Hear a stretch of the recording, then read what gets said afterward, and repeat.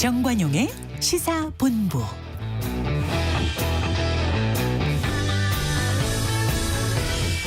여러분 안녕하십니까? 정관용입니다. 22대 국회가 지난 6월 5일 문을 열었지만 여전히 개원식은 열리지 못하고 있죠. 국회가 문을 열자마자 야당은 윤 대통령 탄핵 청원 청문회를 비롯해서 쟁점 법안 통과를 강행하고 여당은 여기에 반발하며 보이콧을 선언하고 극한 대치를 이어가고 있는데요. 이런 상황이 이어지자 국회 개원식이 9월 정기국회에서나 아니면 아예 개최하지도 못하는 그런 초유의 상황이 될 거다라는 암울한 전망이 나오고 있죠. 이런 상황에서 여야 모두 차기 당대표 선출을 위한 전당대회 일정을 진행 중인데 국민의힘 전당대회는 한동훈, 원희룡 후보에게 주의, 시정명령까지 내리는 그런 극한 또 상황으로 치닫고 있습니다. 자, 자세한 이야기 잠시 후 핫이슈 핫피플 시간에는 이준석 개혁신당 의원과 이야기 나눠보고요. 이어서 2부 정치토크 거두절미 각설하고에서도 이야기 나누겠습니다. 7월 13일 토요일 정관용의 시사본부 시작합니다. 먼저 도로공사 연결해서 이 시각 고속도로 상황 전해드리죠. 김민우 씨. 네, 지금 지방 방향 최대 정체 시간대는 지났지만 여전히 강원권과 이어지는 노선 위주로 많이 답답합니다. 50번 영동선 강릉 쪽 총 정체 길이 35km 정도인데 경기권에서는 둔대와 부곡, 또 마성터널과 양지터널 사이로 어렵고 호법부터 이천까지도 정체입니다. 강원권에서는 꾸준히 원주부터 10km 구간 막혔다가 새마을 부근에서도 속도가 떨어지고요. 60번 서울 양양선 양양 방향 덕소산패부터 서종까지 14km 구간 가장 길게 막힌 다음 춘천 분기점과 홍천 휴게소 또 내촌 부근에서도 각각 5km 안팎씩 차 간격을 좁힙니다.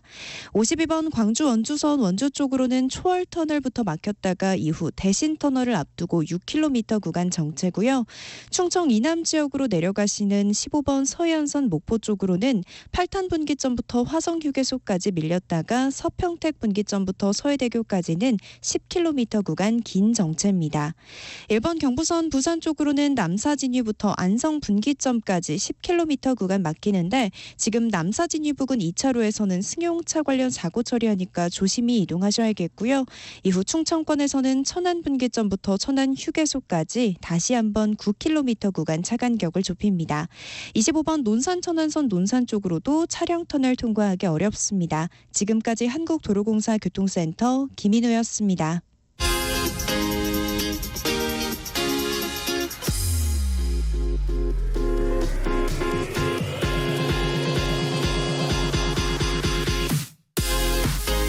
대한민국 시사의 중심. 토요일, 일요일 낮 12시 10분. KBS 1라디오 정관용의 시사본부. 하나의 키워드로 다양한 뉴스 정리해드리는 주간 뉴스 큐레이션입니다. 한국일보 박지연 기자 어서 오세요. 안녕하세요. 당신의 뉴스 큐레이터 박지연입니다. 네, 오늘 키워드는 뭔가요? 오늘의 키워드 돈의 출처입니다. 어디서 난 돈이냐 이 말이죠? 네, 맞아요. 흔히 돈의 어원이 돌고 돈다고 해서 돈이라고 하지만 이게 무슨 돈인지 짚어볼 뉴스들이 있습니다. 어떤 뉴스들이요? 네, 일단 가벼운 교통사고가 나면 일단 입원해라, 무슨 치료 받아라, 이런 말들 하잖아요. 그래서 공짜 치료 받을 기회다 여기는 그런 일부 사람들이 있죠. 네, 합의금 맛집으로 불리는 병원. 그 씁쓸한 이유 짚어봅니다. 여기도 맛집이란 용어를 써요? 네. 그리고요. 네. 그리고 아파트 화단에서 발견된 돈다발이 일주일 넘게 주인을 찾지 못하고 있어요. 그렇다면서요? 네. 이 돈이 누구 돈인지 또 무슨 돈인지 그것이 문제입니다. 이 검정 비닐봉지에 담겼던 이 돈은 결국 누구에게 돌아갈지 짚어봅니다. 예. 또 대구대에서 후배들을 위한 장학금을 기탁한 이가 있습니다. 이 교내에서 아르바이트로 모은 돈을 대학 발전 기금으로 내놓은 건데요. 이 세상에서 가장 값진 600만 원의 출처도 알려드립니다. 네. 첫 번째 뉴스. 교통사고 합의금 맛집? 그게 어디예요? 네, 청취자분들은 이미 많이들 예상하셨을 텐데요. 이 한방병원이 이 교통사고 경상 환자에게 합의금 맛집이 되어버린 지 오래입니다. 아하. 예, 지난해 대형 손해보험사 4곳에서 이 경상, 그러니까 이 다친 정도가 가벼운 환자들에게 지급된 평균 진료비를 살펴봤어요. 얼마예요? 한 사람이 한방병원에서 쓴 돈의 평균은 100만 7천 원이었습니다. 이 양방병원에서 쓴 돈이 평균 32만 5천 원이니까 이거랑 비교하면 3배가 넘어요. 뭐 3배나 된다. 그 한방병원 간 분들이 유달리 더 많이 다친 거예요? 뭐 일부는 그럴 수도 있겠죠. 그런데 이 다친 정도를 상해 급수로 나눠보면 예. 전체 환자의 약 94%를 차지하는 이 상해 급수 12급부터 14급의 경상 환자가 한방병원에 몰리는 현상이 뚜렷했습니다. 12급에서 14급이 어느 정도를 말하는 거죠? 이게 관련 규정을 찾아보니까요. 14급은 이 손가락이나 발가락 염좌, 그러니까 염좌하면 갑작스러운 뭐 충격이나 운동으로 인대 상하거나 타박상 입은 걸 말하잖아요. 예, 또는 팔다리의 단순 타박상 이런 게 14급이고요. 12급은 팔다리 관절의 단순 염좌 또는 목이나 등, 허리 통증이 있는 척추 염좌, 외상 후 급성 스트레스 장애 이런 환자를 분류합니다. 그러니까 심각한 수준이 아닌 거네요. 네, 그래서 스치기만 해도 입원한다는 웃지 못할 이야기까지 있습니다. 근데 이런 경상 환자들이 왜 양방병원이 아니라 한방병원으로 몰린다는 거죠? 통상 한방병원 진료 기간이 양방병원보다 2배 정도 길고 또 비용이 청구되는 항목 대부분이 비급여라서요. 이 가격이 천차만별이거든요. 어허. 그래서 교통사고 경상 환자에게는 한방병원에 가는 게 일종의 꿀팁이자 상식처럼 굳어진 겁니다. 보험사 측에서도 이런 상황을 파악하고 있겠죠? 네, 보험사 관계자는 이 골절 같은 특별한 외상이 없는 환자도 한방병원에 가면 일단 이 MRI 같은 고비용의 영상 검사를 받고 한방 치료도 한꺼번에 여러 가지를 받는다 이렇게 토로를 하면서요. 특히 규모가 작은 한의원보다 병상 수가 많은 한방병원에 간 환자에게서 이 진료비가 훨씬 많이 청구되는 추세라고 설명을 했습니다. 근데 보험사가 이게 과잉 진료는 아닌지 꼼꼼히 따져보지 않나요? 바로 그 점이 맹점입니다. 이 치료 종료 기준이 없고 또 제한도 없거든요. 그래요. 네, 자동차 종합보험 자체가 이 대인에 대한 배상 책임 한도가 없어요. 그러다 보니 교통사고 피해자는 본인이 비용을 부담하는 것이 아니니까 이 환자 개인의 도덕적 해이가 나타나고요. 또 양심적인 병원에서는 꼭 필요한 치료만 권하겠지만 그 치료가 적당한 수준인지는 따져보기가 어렵습니다. 이 보험사들은 교통사고 피해자가 요구하는 치료비를 모두 내줄 수밖에 없게 되는 이유입니다. 적당한 수준의 치료인지라 말하는 그 적당한이라는 게 매우 추상적이잖아요. 맞아요. 이 한방 치료에는 이 적당한 치료 수준에 대한 기준이 마련돼 있지가 않거든요. 이 보험업계 관계자는요. 동일한 효과를 내는 치료를 한꺼번에 10개씩 청구하기도 하는데 이 기준이 없다 보니까 달라는 대로 내줄 수밖에 없다 이렇게 설명을 했습니다.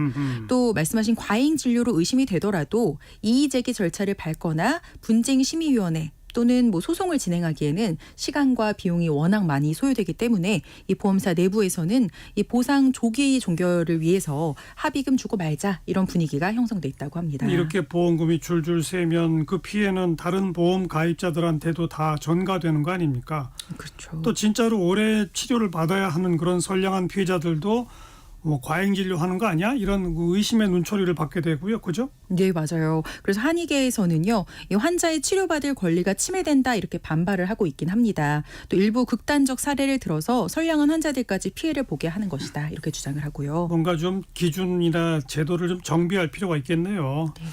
자, 두 번째 돈의 출처가 이제 아파트 화단에서 발견된 돈이죠? 네, 맞아요. 지난 4일 울산 남구 옥동의 한 아파트에서 5천만 원 돈다발이 발견됐잖아요. 이틀 뒤에 같은 아파트에서 또 2,500만 원이 추가로 나왔고요. 그 7,500만 원이면 어마어마한 돈이잖아요. 네, 그런데 말입니다. 이 돈 주인이 나타나지 않고 있어요.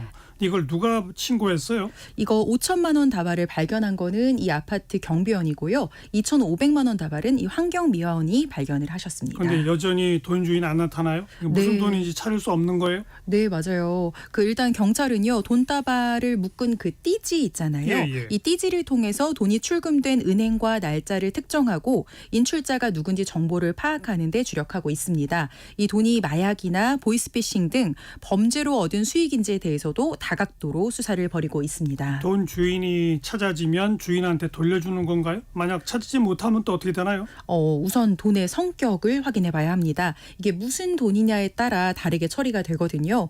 만약에 이 신고된 돈이 범죄 수익금으로 밝혀지면 무슨 법이 적용되냐면 범죄 수익 은닉의 규제 및 처벌 등에 관한 법률이 적용돼서요. 그 주인이 아니라 전액 국가에 귀속이 됩니다. 범죄와 무관하면? 그렇다면 범죄와 관련성이 없는 유실물이 돼요. 그러니까 잃어버린 물건으로 확인이 되면 돈 주인을 기다려봐야 하는데요. 이 돈 주인이 나타나면 주인에게 돌려주면 되겠고요. 돈 주인이 끝까지 나타나지 않으면 민법과 유실물법에 따라서 처리가 됩니다. 그 법에는 뭐라고 돼 있죠? 이 253조를 보면요. 유실물은 법률에 정한 바에 의해 공고한 후 6개월 내에 소유자가 권리를 주장하지 않으면 습득자가 소유권을 취득한다. 이렇게 돼 있어요. 그러니까 이달 중에 공고가 된다 치면 6개월 뒤인 내년 1월쯤에는 이 습득자가 소유권을 취득하게 되는 거죠. 아파트 경비원이랑 환경미화원 분들이 갖게 된다 이 말이죠? 네, 맞아요. 이 5천만 원 다발을 발견한 아파트 경비원 그리고 환경미화원 두 분에게 소유권이 넘어갈 수 있습니다. 네. 아무튼 참 궁금해요. 이게 어디서 나온 돈인지. 네. 마지막 또 뉴스는 교내에서 아르바이트로 모은 돈을 후배들한테 장학금으로 내놨다 이거죠? 네, 맞아요. 이번엔 뭉클한 사연인데요. 이 교사를 꿈꾸다가 최근 대장암으로 세상을 뜬 대구대학교 생물교육과 21학번 고 차수연 학생이 그 주인공입니다. 아이고 젊은 나이에 생을 마감한 학생이네요. 네, 10일 대구대에 따르면요. 이 수연 씨의 아버지 차민수 씨는 지난달 중순에 이 자신의 딸이 교내 샌드위치 가게에서 아르바이트로 모은 돈을 후배들에게 써달라면서 대학 발전기금으로 기탁했다고 합니다. 이 수연 씨는 지난달 초에 숨졌는데요. 2021년 교사가 되기 위해 대학교에 입학하자마자 이 가족성 선종성 용종증이라는 진단을 받게 됐다고 해요. 이 질병은 대장이나 직장에 이 수백 개에서 수천 개의 선종이 생기는 질환인데요. 20여 년 전 이 수연 씨의 아버지도 같은 병으로 오랜 기간 투병해왔다고 합니다. 벌써 3년 전에 이 병 진단을 받은 거다? 네. 그럼 학업을 이어가기도 쉽지 않았겠어요? 그런데도 수연 씨는 이 아픈 몸으로 교사의 꿈을 이루기 위해 3년간 한 학기도 쉬지 않고 열심히 공부했다고 합니다. 이 교수 연구실에서 연구학생으로도 활동을 했고요. 또 교내 한 샌드위치 가게에서 아르바이트를 하면서 꿋꿋이 캠퍼스 생활을 이어갔습니다. 그런데 이 호전되지 않았군요. 그렇죠. 안타깝게도 지난해 말에 병세가 악화되면서 대장암 4기 진단을 받게 됐고 올해 휴학을 한 뒤 지난달 초 끝내 세상을 떠날 때까지 투병 생활을 이어갔습니다. 수연 씨는 생전에 병상에서 이 아버지한테 이 돈 얘기를 꺼냈다고 해요. 제가 이루지 못한 꿈을 후배들이 대신 이룰 수 있도록 돕는 데 쓰면 좋겠다 이렇게 제안을 했고요. 이 아버지는 딸의 바람대로 사범대 학생들을 위한 장학금으로 기탁한 겁니다. 그 아픈데 공부만 하는 게 아니라 아르바이트까지 했다. 게다가 몸이 더 안 좋아지니까 그 돈을 후배들한테 써달라고 말했다. 참 뭉클하네요. 네. 수연 씨의 아버지 차민수 씨는 교사가 되기 위해 열심히 공부하고 있는 학생들이 모두 딸처럼 느껴진다라면서요. 이 딸의 후배들에게 작게나마 응원이 되길 바란다 이렇게 말했습니다. 이 학생하고 같이 생활한 동료들은 더 참 뭉클하겠어요. 맞아요. 이 수연 씨가 일한 같은 과 연구실의 문동호 교수는요. 이 수연이를 보면서 대학은 이 사랑과 행복이 넘치는 천국이라는 생각이 들었다 이렇게 회상을 했고요. 또 이정호 대구대 부총장은 수연 학생의 못 이룬 꿈이 캠퍼스에 잘 간직되고 후배들에게도 전해질 수 있도록 하겠다 이렇게 전했습니다. 또 대구대는요. 사범대 건물과 수연 씨가 아르바이트를 했던 가게 근처의 한 벤치에 이 수연 학생 이름과 추모 문구를 새겨서 이 소중한 꿈을 기리고 있습니다. 네, 참 명복을 빕니다. 주간 뉴스 큐레이션 한국일보 박지연 기자였어요. 고맙습니다. 감사합니다. 정관용의 시사본부 듣고 계시고요. 12시 24분입니다. 기상청 교통정보센터 차례로 연결합니다. 기상청의 송소진 씨. 주말인 오늘 가끔 구름이 많이 끼는 가운데 낮 기온이 30도를 웃돌며 무덥겠습니다. 예상 낮 최고 기온이 서울 33도, 대전과 대구 31도, 광주 30도까지 오르겠고요. 현재 서울, 경기와 강원 영서, 충청과 경북 일부 지역에는 폭염주의보도 발효 중입니다. 온열 질환에 걸리지 않도록 건강관리에 더욱 신경을 쓰시기 바랍니다. 기온이 크게 오르면서 대기가 점차 불안정해져 오후부터 밤 사이에는 내륙 곳곳에 소나기가 내리겠습니다. 일부 지역에는 벼락과 돌풍을 동반해 강한 소나기가 쏟아질 수 있어 주의하셔야겠습니다. 한편 제주도에는 지금 다시 장맛비가 내리고 있습니다. 오후에는 남해안, 내일은 남부지방으로 비가 확대되겠고요. 오늘 밤부터 내일 낮 사이에 제주도와 남해안을 중심으로 집중호우가 예상됩니다. 화요일부터는 전국에 장맛비가 내릴 전망입니다. 현재 서울의 기온은 30.7도입니다. 날씨 정보였습니다. 이어서 이 시각 교통 상황을 KBS 교통정보센터 서희영 씨가 전해드립니다. 네, 주말 맞아 나들이 차량들이 많습니다. 특히 강원권 이동량이 많이 늘었는데요. 서울 양양고속도로 양양 쪽 덕소산패에서 서종까지 14km, 이후 조양부터 내촌까지는 24km 정체입니다. 광주 원주고속도로 광주 쪽 초월에서 동곤지암까지, 또 남한강대교에서 대신터널까지 정체고요. 영동고속도로 강릉 방향은 둔대 분기점에서 이천까지 밀리고, 강원권에서는 원주부터 동둔내 하이패스 사이 총 19km 정체입니다. 사고도 조심하셔야겠습니다. 중부 내륙고속도로 양평 방향 문경 2터널 부근 1차로에 승용차 사고 났는데 터널 진입하려는 차량들 밀리고 있고요. 서해안고속도로 서울 방향은 화성휴게소 부근 1차로에 승용차 사고 있습니다. 또 매성휴게소와 광명역부터도 정체인데요. 광명역 부근에도 사고 있어서 조심하셔야겠습니다. 경부고속도로 부산 방향은 수원 나들목 4, 5차로에 추돌 사고 발생했는데요. 여파로 신갈분기점부터 속도 내기 어렵고요. 이후 북천안 부근 5차로에 장애물 처리 중이고, 또 천안분기점에서 천안휴게소까지 속도 떨어진 채 지납니다. KBS 교통정보센터였습니다.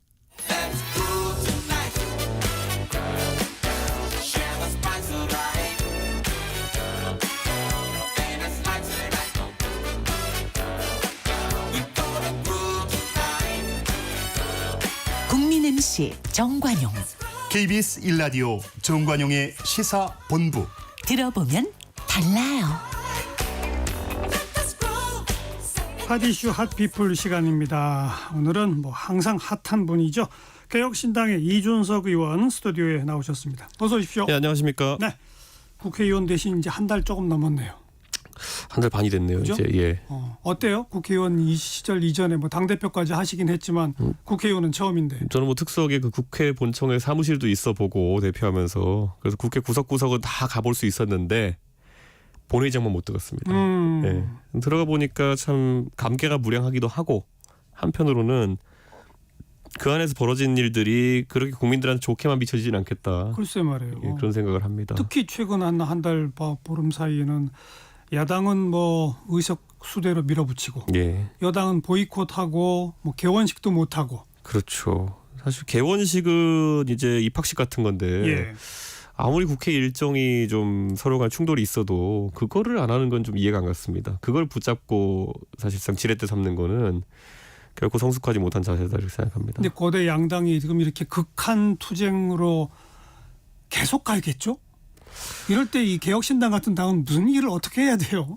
저는 국민들께서 지금 풀어줄 수밖에 없다 생각하는데요. 지금 극단 정치가 예를 들어 윤석열 통영이 너무 좋아가지고 국민의힘을 찍는다든지, 아니면 이재명 대표가 너무 좋아가지고 또 민주당 찍는다든지, 이런 양상으로만 보이지는 않습니다. 서로 상대를 악마화하고 결국에는 상대가 안 되게 하기 위해서 내가 비토 투표를 하는 그런 경향이 많이 보이는데요. 그걸 정치인들이 알아버렸어요.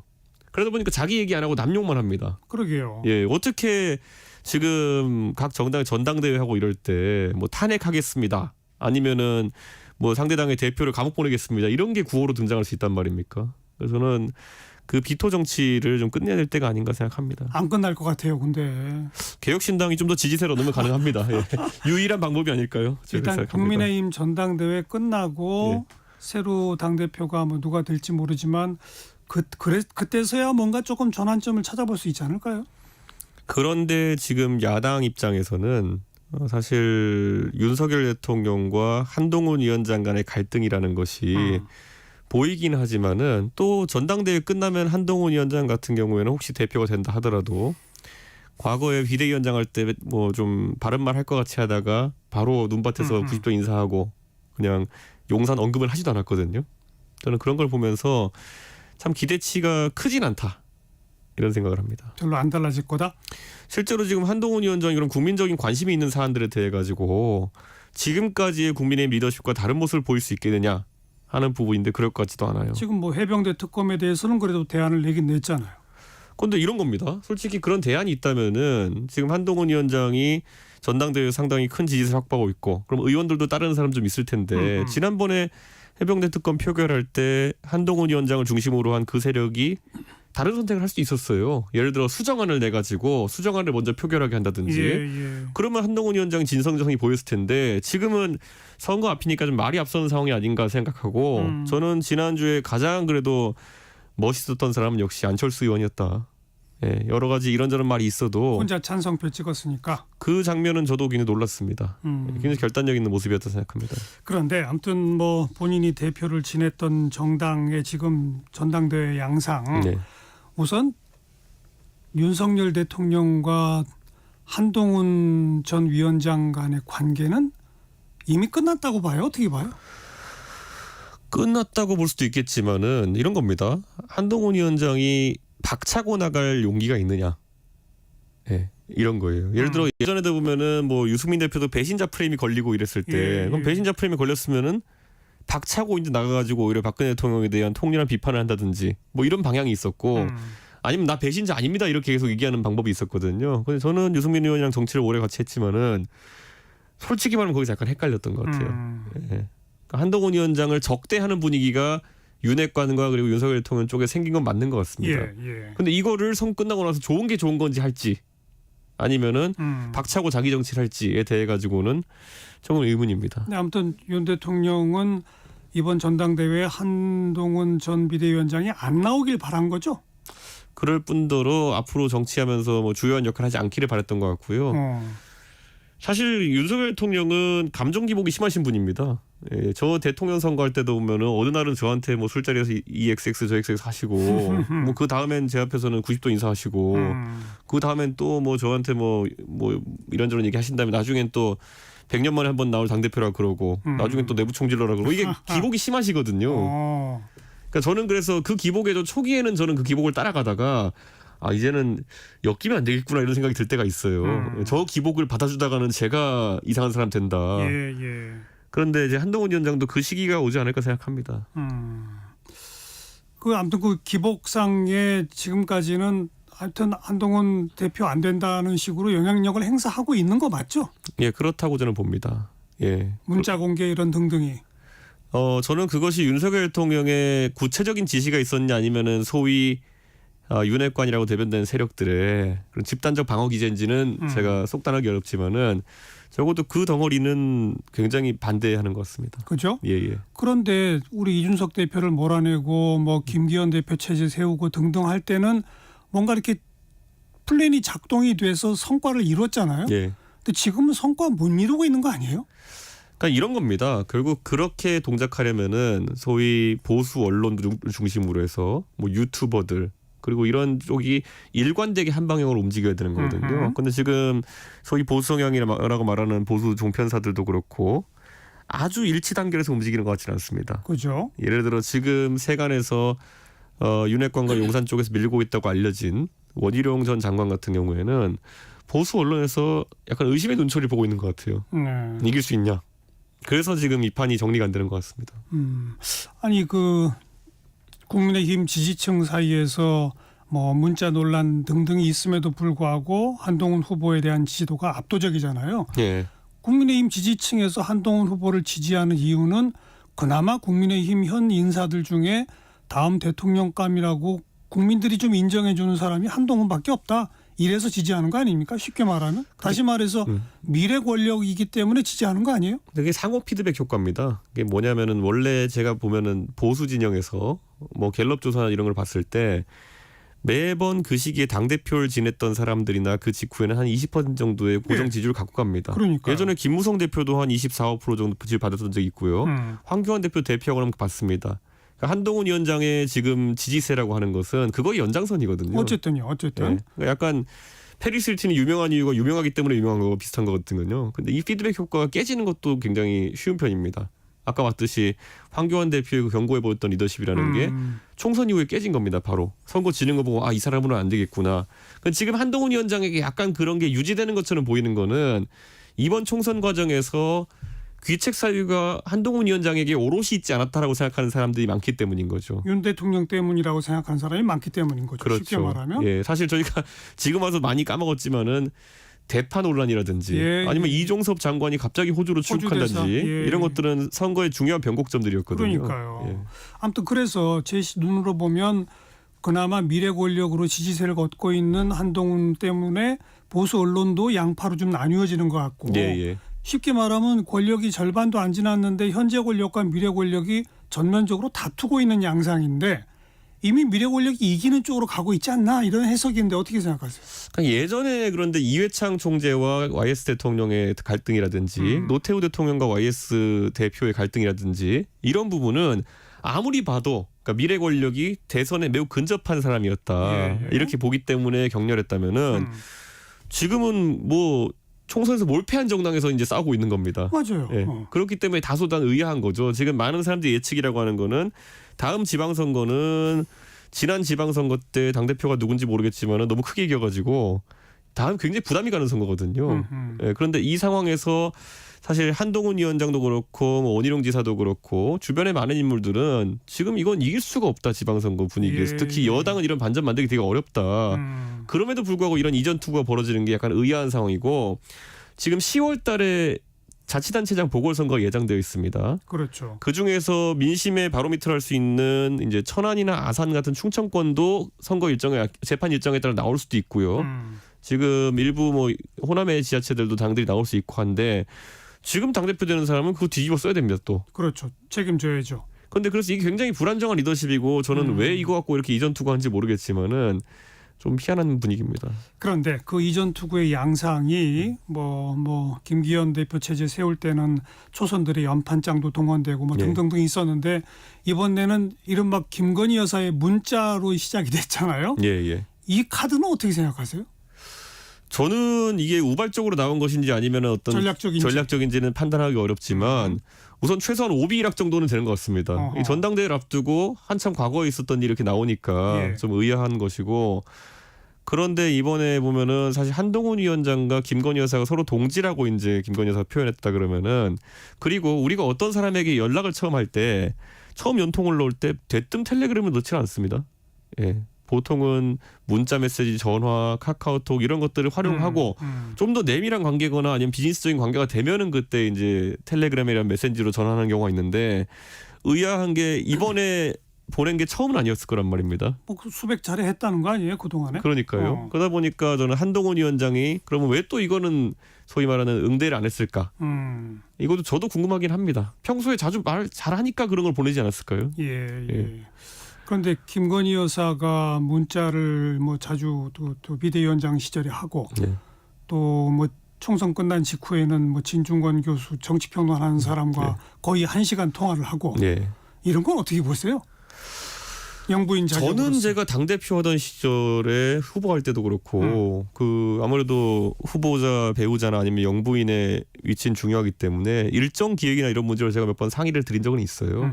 예를 들어 대통령 당선되고 난 다음에 이제 영부인께서 그 권양숙 여사라든지 이런 정말 영부인 선배들 먼저 찾아뵙고 이렇게 통합 행보 보이시는 게 좋겠다 이런 일정 상의하고 이런 거는 제가 문자나 이런 거 주고받은 적이 있거든요.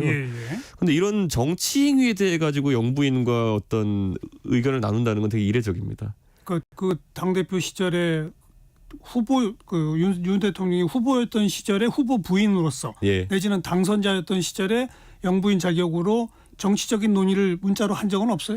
그런 논의는 제가 한 기억이 없고요. 그런데 이제 영부인한테는 그래도 요청이나 제안할 것들이 꽤 있거든요. 물론 그렇죠. 네, 이런 행사는 좀 가졌으면 좋겠다 이런 것들. 그런데 이번에는 드러난 게 진중권 교수는 뭐 진중권 교수가 미학자라고 해서 미학 관련해서 대화하지 않으셨을 거 아닙니까? 아니 정치 얘기했다는 거 아니에요? 그러니까 정치 평론가로서의 정체성을 볼 텐데. 예, 근데 그거를 왜 당에도 훌륭한 사람들이 많을 텐데 뭐 그분들하고 상의했는지 모르겠지만은 진중권 교수랑 상의했는지 약간 의문이고. 또 저는 김건희 여사가 여러 경로로 의견을 취합하는 건 좋은데 우리가 예전에도 그 서울의 소리 이명수 기자와의 대화나 이런 걸 봤을 때 7시간인가 뭐 그렇죠. 근데 그 어떤 조언보다는 다소 정략적인 논의를 많이 하는 것 같아가지고 그게 좀 의외였다는 생각이 듭니다. 근데 아무튼 대통령 부인 자격으로 비대위원장과 정치적인 얘기를 그렇게 뭐 문자식으로 상담한다든지 또 뭐 그냥 어찌 보면 일개 정치평론가와 또 특히 또 정치적인 얘기를 이렇게 한다든지 그 자체가 좀 문제 있는 거 아니냐? 하면 안 되고요. 그런 거는 그렇게 하는 순간 대통령 비서실의 개선이 무너집니다. 예. 대통령 비서실에 그런 것들을 보좌하기 위해서 지금 당장 비서실장도 5선 출신의 정진석 전 의원이 하고 있고요. 그렇죠. 정무수석도 재선을 지낸 홍철호 전 의원이 하고 있는데 대통령께서 그런 분들의 정무적 판단을 신뢰하기 때문에 그분들을 비서로 쓰시는 건데 그분들 제껴놓고 이제 사실 정치 평론 경험 많으시지만은 정치를 직접 해보신 경험은 없으신 분들한테 너무 의존하면은 그거는 뭐 실제 개선상에 있는 분들이 많이 사기가 꺾이실 겁니다. 그거는. 그리고 김건희 여사가 그런 어떤 정치적인 문자나 통화 등등을 한다는 거는 그렇게 한 결과들이나 그 과정을 윤 대통령과 상의한다는 걸 거 아니에요? 뭐 전혀 무관하게 혼자 그렇게 할 수는 없는 거 아닌가요? 상의할 수도 있겠지만은 저는 솔직히 말하면 대통령께서 그 중심은 잡으셔야 된다. 아무리 그러니까 윤석열 대통령의 성공을 누구보다 바라는 사람은 아마 김건희 여사겠지만은 그래도 본인은 대통령이고 이 큰 대통령 비서실이랑 조직을 가져가는 데에서 업무 분장이 침범당하면은 이건 조직이 죽는 거거든요. 저는 그건 좀 아쉽다 봅니다. 네. 또 그 댓글팀에 대해서도 지난 대선 과정에서도 그런 그 느낌을 받은 적이 있다라고 언급하셨잖아요. 지금 이게 그 공개적으로 댓글팀이 거론되는 거 보면 있긴 있는 겁니까? 있었던 것 같고 지금도 있나요? 이게 장기찬 전 최고위원이 사실상의 증언을 하면서 이게 얘기가 나오기 시작한 게 한동훈 위원장에 대한 댓글팀 의혹이고요. 그거를 여론 조성팀이라고 이제 얘기하긴 하던데 정치인들이 이런 욕심을 좀 버렸으면 좋겠습니다. 그러니까 보통 요즘 보면 옛날에는 네이버 뉴스의 댓글을 어떻게 유리하게 끌어가느냐에 관심이 있었다면 요즘은 한동훈 위원장이 운영했다는 여론조성팀이라는 거는 커뮤니티 사이트들의 여론을 조성하려고 했다는 거 아닙니까? 근데 이런 거로 해가지고 저는 대한민국의 굵직굵직한 문제 풀어낼 수 없다 봅니다. 예. 이거로 뭐 자기 인기 조금 띄우고 무슨 남 바보 만들고 이런 거 할 수 있겠지만은 이걸로 외교를 어떻게 합니까? 뭐 어디다가 뭐 트럼프 욕할 겁니까? 바이든 욕할 겁니까? 그런 여론 조작으로 되는 일은 너무 소위 말하는 국정에 있어서 별 도움 안 되는 영역들이거든요. 근데 그럼에도 불구하고 지금도 활동하고 있는 걸로 보여요?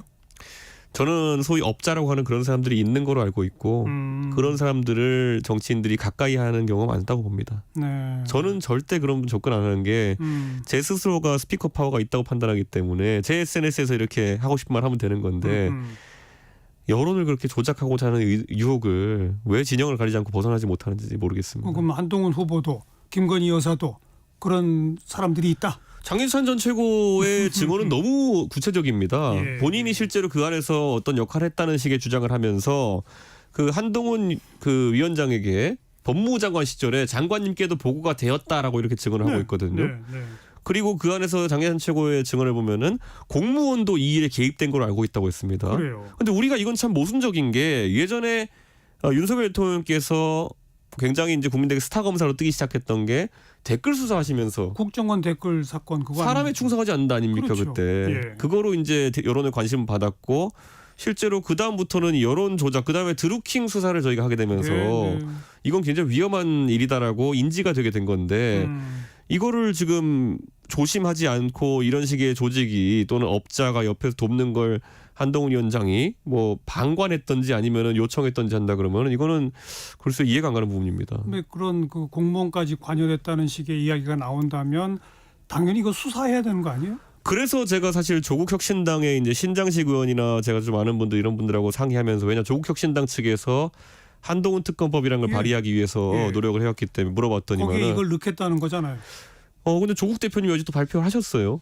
예, 이런 것도 의혹이 나온 이상 추가해야 되는 거 아니냐 이렇게 하셨는데 저는 그래서 이게 좀 당황스러운 게 혹시라도 한동훈 위원장이 윤석열 대통령과의 대립각을 유지한 채로 당대표가 되게 된다면은 윤석열 대통령이 나머지는 다 거부권 때리고 이거는 거부권 안 때리면 이거만 특검하는 거 아니냐 이런 생각도 들고 있습니다. 아니 근데 한동훈 특검법이 나와서 통과되고 뭐 그 다음에 할 것이 아니라 이미 이런 정도가 나오면 누군가 고발하고 바로 경찰이랑 검찰 수사에 들어가야 되는 거 아니에요? 저는 근데 아직까지는 이게 장기찬 전 최고위원이 증언만 하고 있고 본인도 한동훈 위원장이 부인한다면은 증거를 더 추가 공개하겠다 이렇게 말하는 입장이기 때문에 뭐 속단해서 움직이긴 어렵다. 그리고 약간 이례적인 거는 한동훈 위원장이 원래 본인에 대한 의혹 제기나 이런 것에서 굉장히 강하게 반응하거든요. 예. 뭐 고소하고 이렇게 뭐 손해배상 물리고 하는 분인데 장례찬 전 최고위원의 지적은 굉장히 아픈 부분인데도 아직까지는 그런 어떤 법적 대응이나 이런 게 없는 상황이라서 장례찬 전 최고위원이 실제로 자신 있으면 고소해라 이런 식으로 말했거든요. 예. 좀 의아한 상황이긴 합니다. 민주당 쪽에서 뭐 고발하지 않겠어요? 민주당 쪽도 아마 분석 중이겠죠 내용을. 예, 일단은 예. 아무튼 이렇게 뭐 문자 일십 논란, 예. 댓글팀 논란 등등으로 뭐 표현하신 대로 이전 투구 양상으로 네. 전당대회가 흘러가는데 결과는 어대한이겠죠? 지금 상황으로는 조금 그런 부분이 그죠? 있는데요. 제가 이거 하나 지적하고 싶은 예. 게요. 그야말로 총선이든 아니면 이 전당대회든 소위 윤핵관이라는 사람들의 선거 기획 능력이 이 수준인 겁니다. 네. 예. 그러니까 제가 지금 봤을 때는 이번 전당대회에 당선된 당대표는 지방선거 공천권을 사실상 갖게 되기 때문에 예. 그 부분에 대한 각자의 아이디어가 경쟁할 줄 알았거든요. 근데 안 하고 있죠, 첫째로. 공천을 어떻게 할 것인지에 대해서도 그렇고. 두 번째 이건 뭐냐면요. 원래 정당 내에서 가장 큰 지지세를 확보하고 당원 보유를 가장 세게 한 사람들이 지방자치단체장들입니다. 그렇죠. 예, 지역별로 그 경선을 대비해서 많은 조직을 구축하거든요. 예. 근데 이번에 제가 정보를 좀 들어보니까 지방자치단체장, 광역단체장 하시는 분들이 원희룡 장관 쪽을 지지를 안 하려고 한다는 거예요. 그게 왜 그러냐 봤더니 지금 윤핵관이라는 분들의 핵심 멤버들 뭐 이철규 의원, 권성동 의원 그리고 뭐 윤한홍 의원 이런 분들 이런 분들이 윤석열 정부 말기 됐을 때 막판에 그 뭐 보수 우세 지역이니까 지방선거 공천받아서 나오려고 하는 거 아니냐는 의심을 계속 갖고 있더라고요. 현역 지방자치단체장들이. 그래서 자기들이 봤을 때는 야 이거 원희룡 장관은 윤핵관이 백업하고 있고 한동훈 위원장은 요즘 각을 좀 세우는 모양새인데 윤핵관들이 본인들이 지방자치단체장으로 내려올 생각하고 있는 상황 속에서 원희룡 장관 쪽을 도울 이유가 없지 않느냐. 오히려 내 자리 잃을 텐데. 그러니까요. 근데 그러면은 그 윤핵관과 원희룡 장관 측에서도 이런 니즈를 파악하고 여기에 대처를 해야 되는데 실제 대처 못하는 거 보면 실제 나오고 싶은가 보죠. 네. 광역단체장. 네. 그래서 사실 그 경선에 가장 큰 영향을 미치는 광역단체장들이 지금 굉장히 그 홍준표, 이철우 이 두 분 말고는 움직이지 않습니다. 그러니까 그분들마저도 안 움직이면 어차피 한동훈 대표로 가는 거 아니에요? 그러니까 사실 이게 그죠? 예, 선거 전략이라는 게 역시 윤핵관들은 약하다. 영남 선거, 강원 선거만 하다 보니까 전체 판을 잘 못 읽는다. 한동훈 대표가 만약 되면 윤 대통령과의 관계에 있어서는 아직은 물음표다. 그렇죠. 정말 차별화로 완전히 갈지 그건 더 두고 봐야 된다. 예전에 총선 때도 그렇게 기세 올리다가 카노사이 굴욕 사진 알겠습니다. 나오지 않았습니까? 국민의힘 얘기 쭉 했는데 이제 민주당 얘기 해봅시다. 검사 탄핵한 거에 대해서 어떻게 생각하세요? 저는 그거 저희도 이제 탄핵안을 표결해야 되는 상황이었는데 그래서 저는 이재명 대표가 대선 주자고 뭐 지지율 1위 하는 조사 나오고 있고 한데 오히려 그러면 그럴수록 이재명 대표가 지지층의 그런 강한 움직임을 막아 세우는 모습을 보였을 때 굉장히 멋있지 않았을까 네, 그런 생각을 합니다.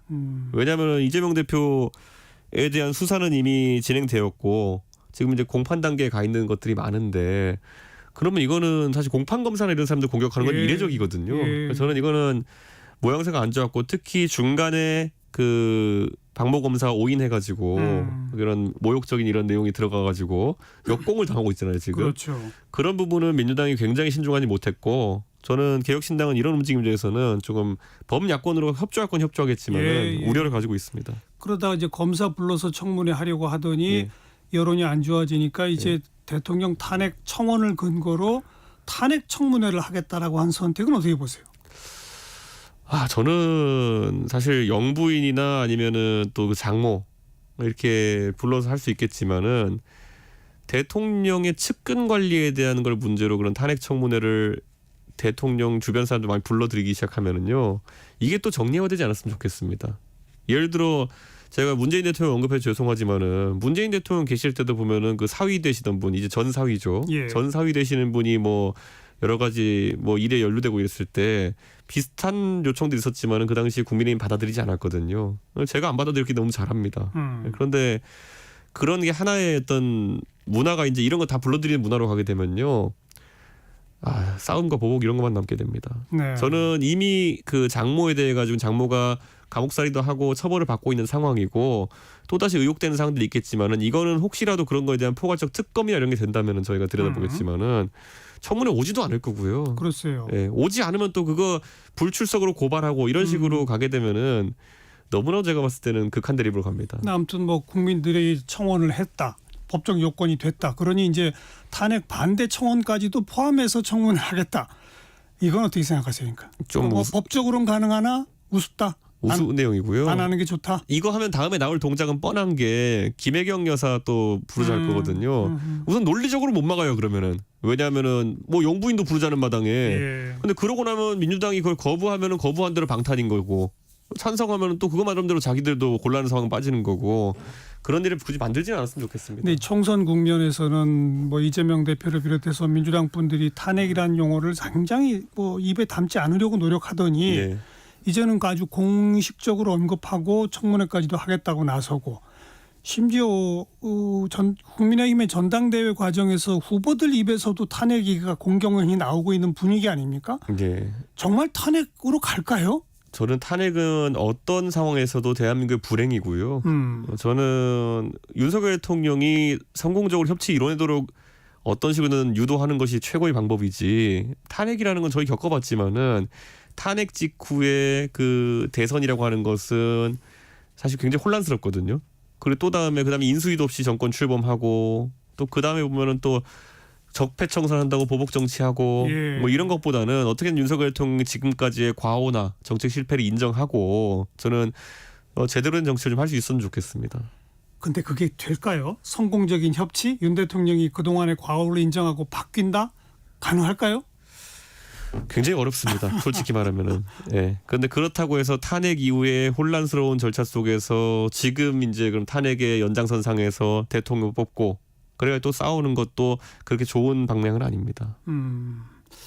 근데 저는 국민들한테 그냥 이렇게 여쭙고 싶어요. 이재명 대표가 뭐 추진력이 돋보인다고 할 수도 있지만은 언젠가는 또 막무가내로 이것저것 한다는 이미지도 좀 있는데 192석의 범야권 의석과 만약에 그런 이재명 대표가 만약에 그런 탄핵 대선을 치러가지고 대통령이 되는 상황이 발생하면은 굉장히 국가적으로 저는 위험한 상황이 발생할 수 있다. 저는 이렇게 봅니다. 근데 지금 그 방향으로 흘러가고 있는 거 아닙니까? 저는 그게 싫어요. 예. 글쎄. 그래서 개혁신당은 어떻게든 대통령을 강하게 질책하고 여권에도 할 말은 하면서 저희가 뭐 변화를 만들어야 된다고 생각하는 입장에서 움직이고 있습니다. 자, 길게 보면 대통령 당선되군 직후부터 예. 이러면 총선 집니다. 아무리 그래도 이준석 대표 몰아내는 것부터 시작해서 자기 손발 뭐 지지 기반을 뚝뚝뚝뚝 떼내는 대통령 그러다 지금 20%대의 지지율로 또 여권 전당대회의 기획력조차 제대로 발휘되지 못하고 있는 그런 리더십. 반대로 야권은 뭐 의석수만 믿고 뭐 심지어 탄핵 열차에 이미 올라탄 것처럼 보이는 그런 어떤 야당의 리더십. 예. 이래가지고 한국의 미래가 있습니까?